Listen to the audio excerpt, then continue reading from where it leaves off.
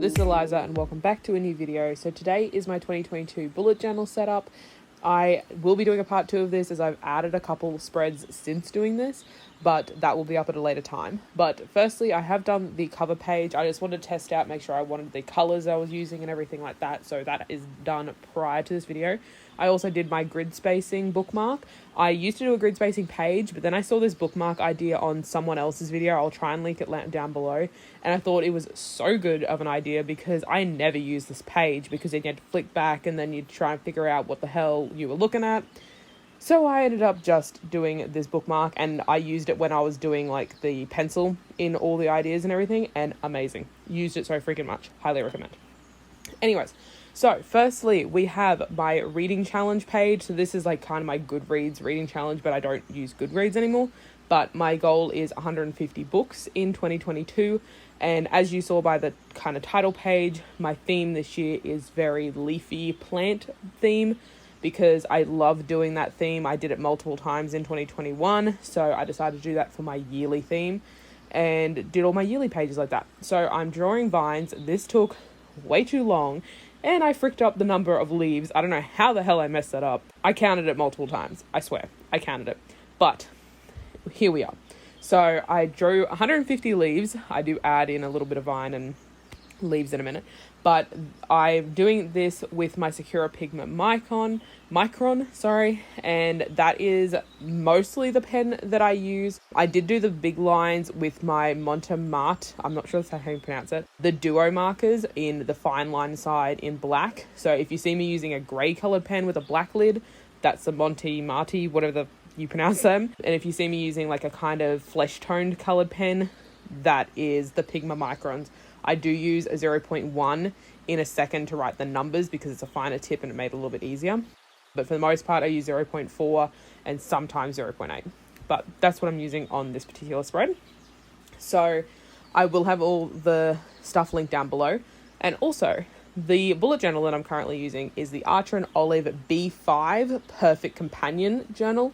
So I always use a B5. I've been using a B5 for I think 2 years now. And I absolutely love it. It gives me that little bit extra room. I nearly went to the square one, but I decided to keep it the B5 because I really like it and it fits in my book sleeves really well. So I went back to the B5, and like I said, I will link everything down below. Highly recommend Archer & Olive. The pages are so freaking thick and luxurious. It's amazing. So you'll see me doing a lot of tabs throughout this one. I decided to give that a go. I've seen a lot of people using tabs and like Dutch door and that type of thing. Firstly, there's some tabs for all the yearly spreads, but then also there is some tabs in the second part for a different thing. But for the most part, it's for my reading related spreads. So this spread in particular is my 22 books to read in 2022. I will leave that video linked down below. I've already posted it, I think, when this one goes up. I'm pretty sure. But I will leave that one linked down below. But basically, I choose 22 books that I already own and read them in 2022, or at least try to. I only completed, I think, 12 from my 2021 list, but, you know. So this open book spread I have done for a couple of years now in my bullet journals. So that's what you saw me getting out last year's, just so I had it as reference to sit there because it is a kind of complex spread. But basically, I draw all the lines up and down on a slight curve and then draw the bottom of the pages in, which is what I'm doing right now. And then draw the top of the pages on like little angles so it makes it look like an open book.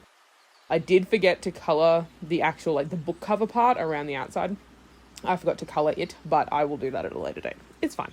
I didn't even realise until I started editing this video and I was like, damn, oh well, shit happens.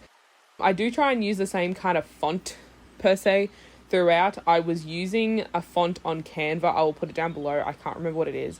But I was using that as like my guide, kind of like I typed it in on a piece on Canva and then kind of copied that. These washi tape and all the stickers that I'm using, except for 2 that I'll point out later on, are all from Shein or Wish. I will link them down below, but they're all that kind of same thing. You could probably buy them all on Wish.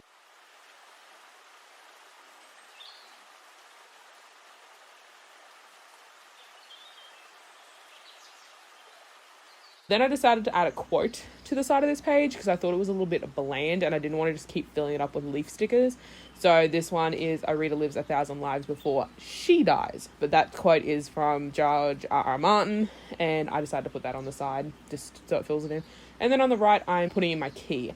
And for the colours and for all the coloured stuff, it's all the Tombow dual brush pens. I will leave the numbers down below of the specific pens because they've all got different codes on them. But I'll leave them all linked down below. But I did try and do a pastel kind of theme because in my yearly themes last year, I went really bright colours and I don't particularly like the look of it now that it's all filled in. So I am using pastels this time. And I'm sorry if you can hear my dog in the background. You will see I have to add in a couple that aren't Tombow at one point because I just don't have enough pastel colours. But anyways, we get there in the end. But this spread here that I'm working on is my best book of the year spread. So last year I kind of did it down the side so it went into the middle of the book. This year I went from the top kind of to the bottom. So basically there was 12 boxes at the top. I will write down the 12 books that I think were the best from each of the 12 months. And then like say January and February's will compete against each other. And then out of those two I'll choose which is my favourite. And then out of March and April, had a mind blank then, I'll choose my favourite out of them. And then those ones will compete. So eventually I'll get the best book. This jumped a little bit because I didn't realize my camera stopped recording, but you didn't miss much. So I did a cutout of the page in between these two pages. You'll see me do it for the next spread. I did it cut in half so that way I could kind of just flip it between the two and I could see it more easily. But basically I filled one page with squares. I made sure there was at least 150 because my reading goal is 150. But yeah, I covered them in squares so that way as I read each book I can colour in depending on how many pages that book had, what my star rating of that book is, what genre it was, and what is my other criteria?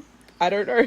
You will see it in a second. I'm having a mind blank. But yeah, so I have this kind of like, not Dutch door, but like this little window in the middle. And now I'm putting in the key. So on the right hand side is my genres read.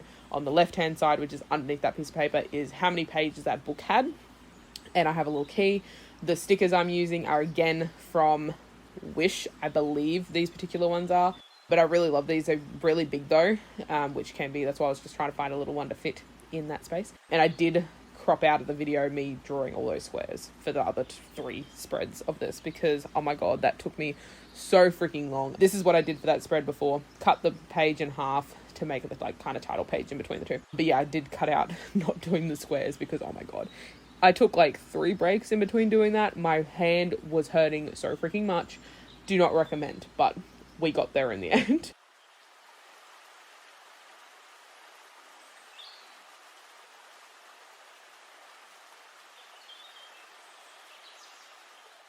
So the other pens that I'm using besides the Tombow are the same as that black one, the Monty Mart, however you pronounce that, in different colours. They don't have codes or anything on them, so I can't really tell you what exactly one they are.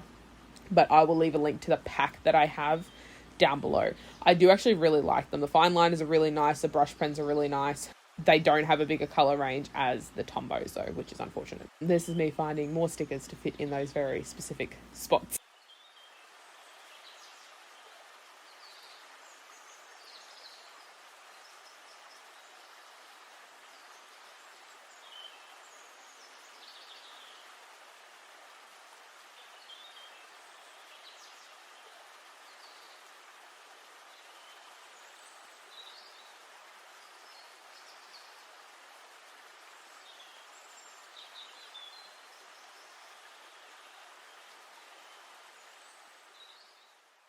So I love doing these kind of spreads where you can see like an overview of the year, an overview of all the books you read, especially the star ratings, because you can see how many you read, like rated 5, and the formats as well, because I do tend to read a lot of audiobooks, but this like kind of puts it into a visual of like how many audiobooks I'm reading compared to paperbacks or hardcovers, ARCs, ebooks, whatever it may be.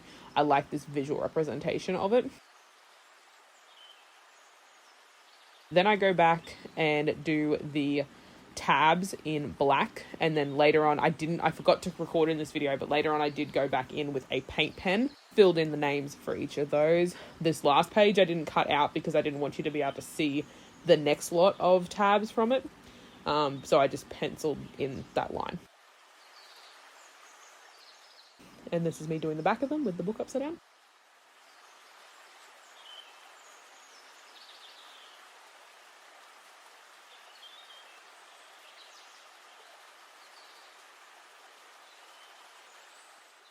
Now I'm just adding in some more leaf stickers just to fill it in. Obviously these spreads look kind of blank because they haven't been filled in yet, but that's fine. We'll get there.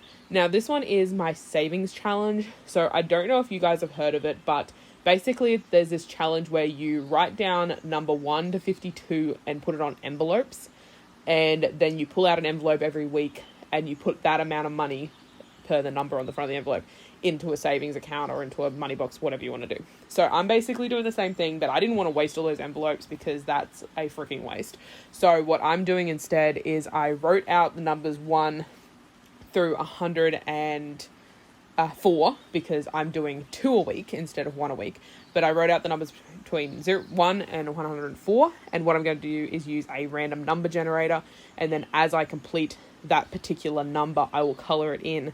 So that way, when I'm using the number generator next time, and if I get the same number, I can just use the random number generator again and get a different number. So this is me writing 1 to 104. But yeah, I think this way will work a bit better for me and it's a little bit more eco-friendly. I don't like the idea of wasting 104 envelopes or even 52 envelopes. That is kind of ridiculous. But I'm going to put it all in a money bank, like a money tin that I can't open. So that's how I'm doing the challenge. That's my interpretation of it.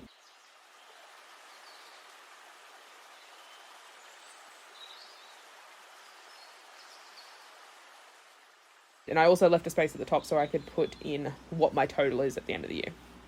So now moving on to my highlights reel.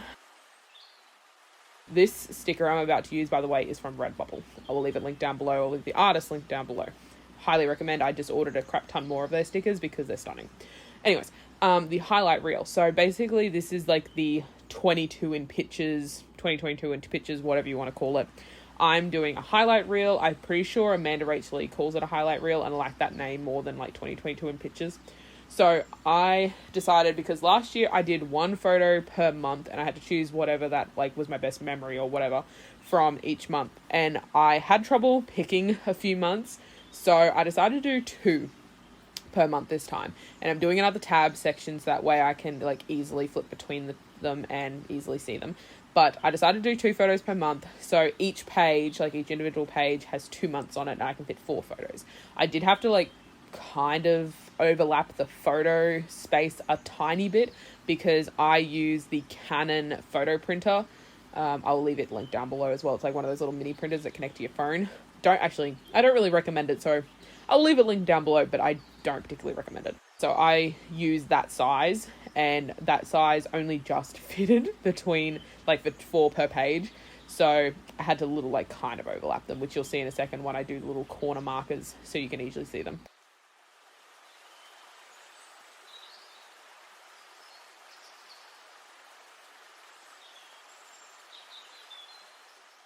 You can see that the middle corner's like kind of overlapped, but you know, it's fine.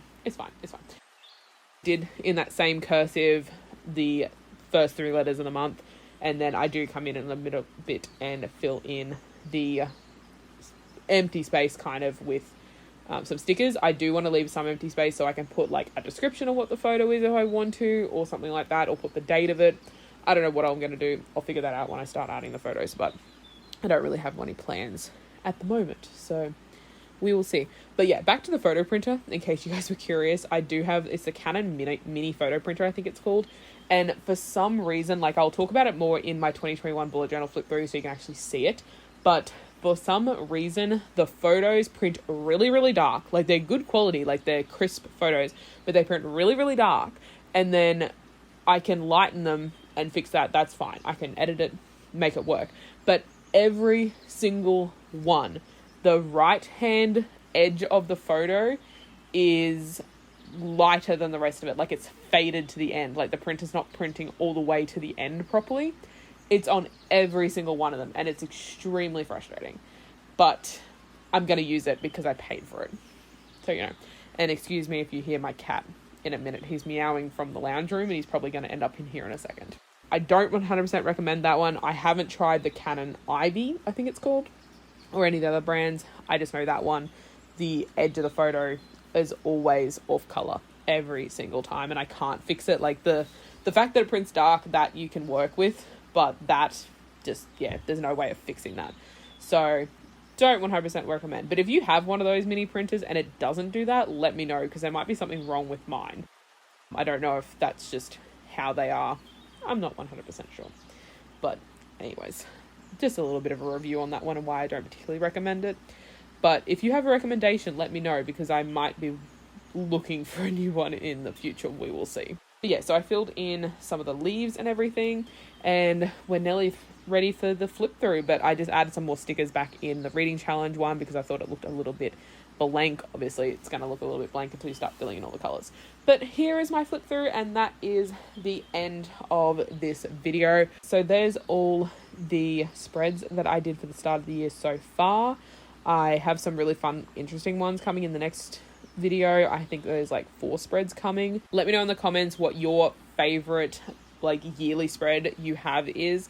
I think mine is definitely the highlights reel when it's filled in at the end of the year. Love looking back at those memories. It's awesome. But anyways, that is it for this video. I hope you guys enjoyed it, and I'll see you in my next one.